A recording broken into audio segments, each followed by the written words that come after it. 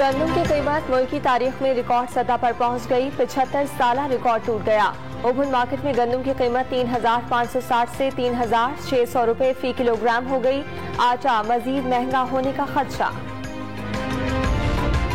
आलमी मंडी में palm oil की कीमत 1800 से कम होकर $1,000 टन हो गई। प्रीमियर क्वालिटी का घी 500 रुपए और कुकिंग ऑयल 515 रुपए किलो से कम होने का इम्कान। जामशोरों के सैलाब शुदा इलाकों में गैस्ट्रो की वबा फैल गई। 3 बहन भाई जाम बहा। मेहड़ के रिंग बंद पर 1 फीट पानी में कमी। खैरपुर नाथन शाह भी 1 फीट पानी की कमी वाक़ई हो गई। कराची में डेंगू मच्छर बेकाबू। मरीजों की तादाद 4000 के करीब पहुंच गई।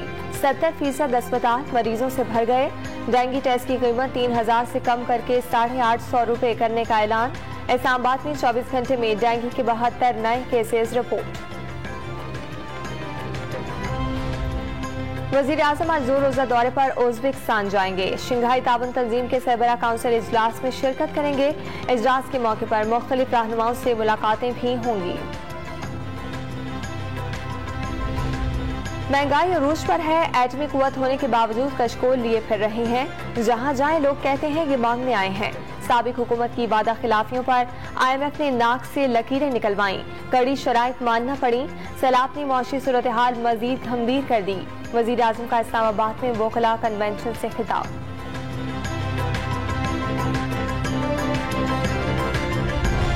जज धमकी केस में इमरान खान ने JIT के सामने पेश होकर 21 सवालात पर मबनी सवालनामा 20 मिनट तक पूछगछ की गई। आपकी तकरीर और मुकदमे के बाद तफ्तीशी अफसर को डराया जा रहा है। तफ्तीशी टीम के सवालात।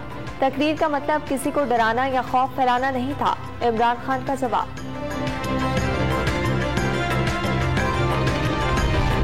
नैब कानून बदलने से स्पीकर कौमी असम्बली को 6 मुकदमात में रिलीफ मिल गया। एहतसाब अदालत ने 7 साल कबल दायर वेंटल पावर प्रोजेक्ट में करप्शन के केसेस नैब को वापस भिजवा दिए। समंदरी, रत्तोडेरो, रेशमा, कारके गल्फ और सतियाना पावर प्रोजेक्ट्स के केसेस शामिल। कराची के जिला अस्पताल में 6 जुड़वा बच्चों की पैदाइश। 4 बेटे और 2 बेटियां शामिल। 1 बच्चा मुर्दा हालत में पैदा हुआ। 5 बच्चों को कौमी इदारा सेहत बराए अतफाल मुंतकिल कर दिया गया। पाकिस्तान के साबिक ICC अंपायर और first class cricketer Asad Rauf हरकत कल्ब बंद हो जाने के बायस इंतकाल कर गए। दुकान बंद करने के दौरान असद रऊफ को जानलेवा दिल का दौरा पड़ा। वजीर आला पंजाब का अहले खाना से दुख का इजहार। और इंग्लैंड क्रिकेट टीम 17 साल बाद पहली बार T20 सीरीज के लिए आज पाकिस्तान पहुंचेगी।